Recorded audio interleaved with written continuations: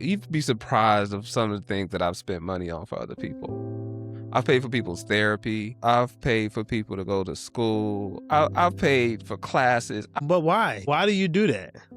It's not therapy, but I mean, I had to work with my therapist on this. I think part of it is because I know what it's like to need something and not have a resource to get it. I know what that feels like, and I don't want people to have to feel that. That's the empath in me, where it's like, I know what it's like to need $40, but don't have nobody to call to get it from. yeah. Me, you call me, ask me for $40. Even if I don't have it, I'm sending it. Yeah. Yeah.